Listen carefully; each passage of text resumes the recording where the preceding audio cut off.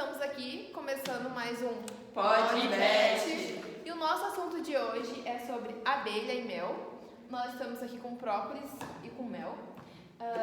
Nós trouxemos nossas convidadas, 2 médicas veterinárias e uma produtora, para falarmos mais sobre o assunto que vocês mandaram bastante pra gente.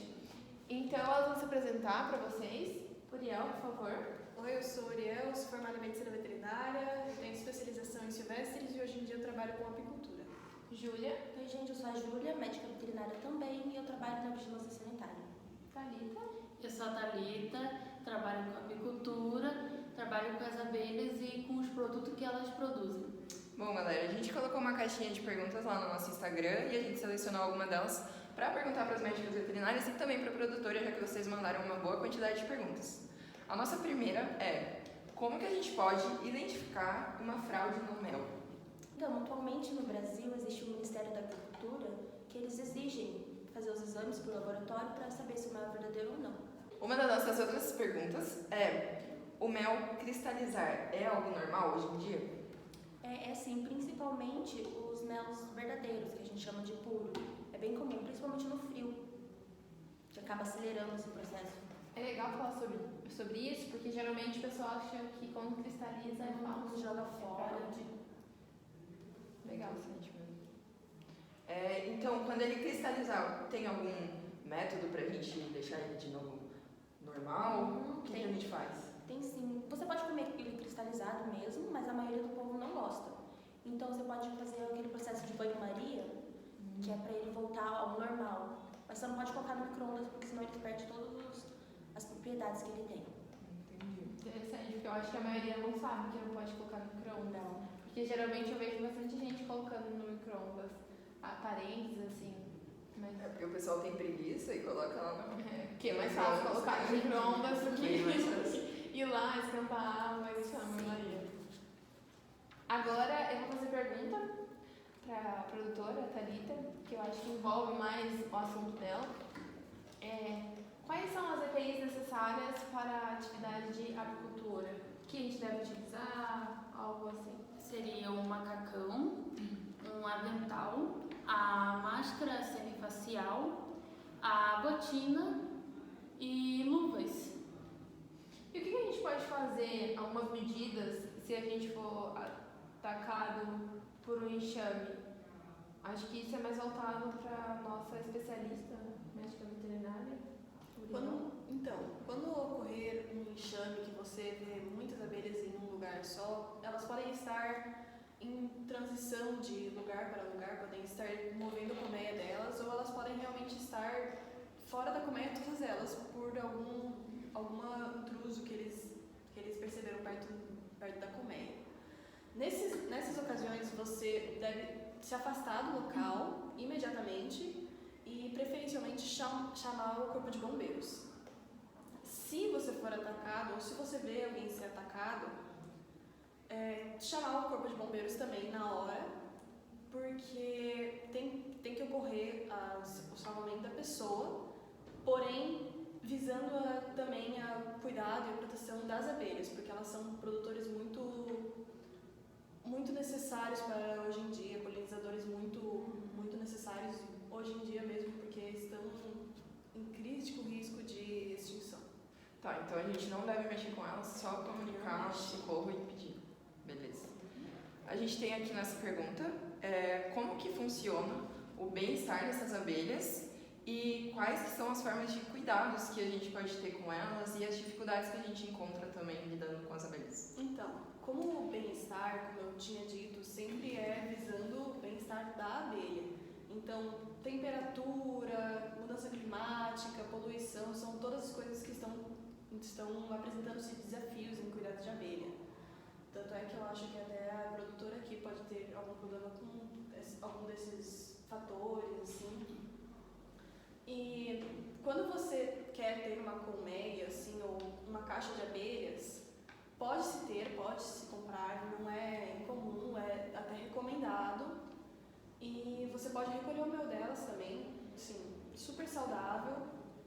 Mas cada caixa, cada tipo de abelha vai ter sua especificidade para ser cuidada. Então, por exemplo, uma caixa de abelha de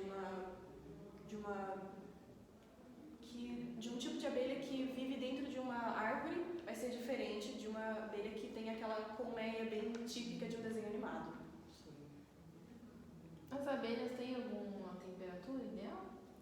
Depende do tipo de abelha, como eu disse. Aqui no Brasil a gente tem mais de 1.500 espécies de abelhas, mais de 300 delas são sem ferrão. Então, assim, todas elas produzem mel, tipos diferentes de mel, com acidez diferente, com gostos diferentes. Entrando nesse assunto, vou perguntar para a nossa produtora, Thalita, quais abelhas você cultiva e qual o tipo de mel é produzido? Então, eu trabalho com uma única espécie, chamada Madaçaí. Ela é sem ferrão. A casa dela é no casco de uma árvore também. E o mel dela é um pouco claro, um pouco transparente, ele não é ácido. E o gosto, a característica do gosto do mel é conforme aonde elas estão vivendo. Por acaso que é na árvore. Legal. Aproveitando então, você tem outras rendas que você pode obter além das abelhas, utilizando alguma fonte delas? Então, minha renda em relação com as abelhas é o mel. É uma renda extra que eu tiro porque eu gosto de mexer com as abelhas, para mim elas são muito importantes, então eu trabalho só com mel por enquanto. Ah, legal. Porque eu vi alguns assuntos, o pessoal falando do própolis, da cera, né? E a gente utiliza alguns produtores, mas bem legal. Esse mel, no caso, foi a Thalita que trouxe pra gente. Queria agradecer primeiro, porque eu sou uma amante de mel. Eu gosto bastante de comer mel. Eu, gente, Então, já não sou amante de mel, eu não eu gosto também de não. mel. Então eu agradeço bastante, tá? E aqui a gente tem os dois, né? Ela falou que o mais claro, aqui ó, esse é o mais claro, é da produção Não sei se vai dar dela. pra ver direito. Enfim, tirando todo esse assunto, a gente quer fazer agora, a pergunta mais polêmica, porque a gente sabe que o pessoal não gosta de dar doce para os filhos mais novos, demora um pouco para introduzir, mas a galera quer saber do mel. Por que as crianças menores de 2 anos não podem consumir esse mel? É importante lembrar que isso aí tem até nas embalagens do mel. Gente, é muito perigoso dar mel para crianças muito novas, principalmente por causa do botulismo. É uma infecção por bactéria que deixa todos os músculos flácidos e pode acarretar até a morte. É bem perigoso. Então, Eu acho que como tem a você ver sabe? com o negócio de imunidade da criança. Isso, ela não está formado totalmente o sistema imune ainda e é bem perigoso por causa das bactérias. Ah, sim, legal.